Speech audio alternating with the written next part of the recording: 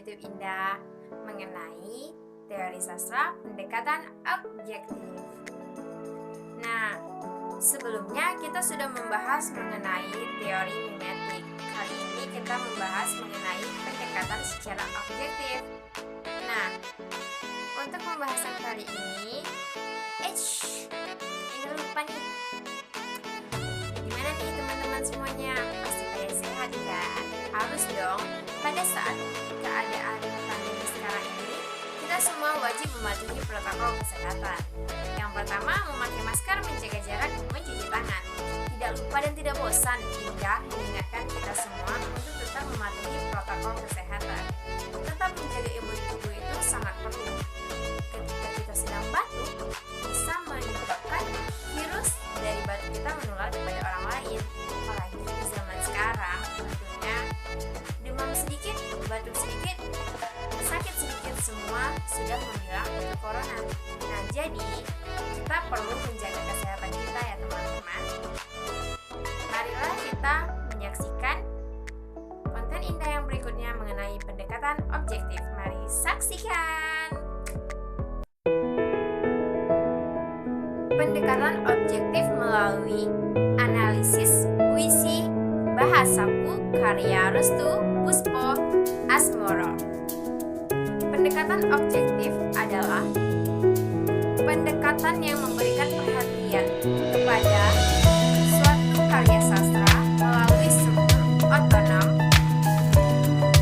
Karena itu, tulisan ini mengarah pada analisis karya sastra strukturalisme, sehingga pendekatan objektif juga bisa disamakan dengan pendekatan secara strukturalisme. Ada dua unsur di dalam puisi ini. Yang pertama yaitu unsur lahir dan yang kedua yaitu unsur batin. Unsur lahir terbagi menjadi 4. Yang pertama, tipografi. Puisi ini menerangkan bahwa yang sering dipakai oleh masyarakat dalam sehari-hari menggunakan bahasa yang selingkungan saja, tetapi banyak yang tidak tahu apa yang benar atau salah dalam pengucapan bahasa Indonesia.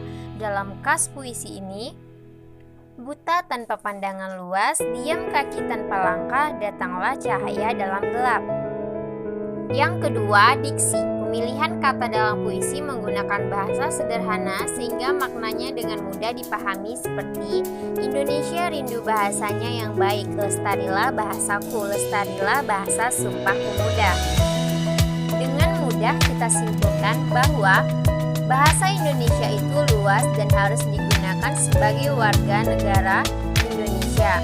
Mempelajari, menerapkan, dan melestarikan itu hak wajib yang harus dimiliki setiap individu warga negara Indonesia. Yang ketiga, citraan. Dengan membaca puisi ini, seakan-akan melihat, mendengar, dan merasakan seperti apa yang dialami penyair. Citraan indera perasaan seperti jangan tergesa belajar bahasa, seolah membayangkan bahasa Indonesia itu pasti dimiliki setiap individu, tetapi jarang yang mengetahui bahwa bahasa Indonesia itu sangat luas dan beragam linguistik. Yang keempat, gaya bahasa. Penyair selalu mengulang kata-kata dalam puisinya menggunakan majas repetisi seperti Indonesia rindu bahasanya yang baik, Indonesia bahasa baik, lestarilah bahasaku, lestarilah Sumpah Pemuda. Unsur batin terbagi menjadi 3. Yang pertama, tema. Pembaca mencari tema pada bait terakhir dan ketiga. Lestarilah bahasaku, lestarilah bahasa Sumpah Pemuda, Indonesia bahasa baik. Yang kedua, amanat. Dalam puisi Bahasaku memberikan himbauan, pesan dan ajakan yang disampaikan penyair.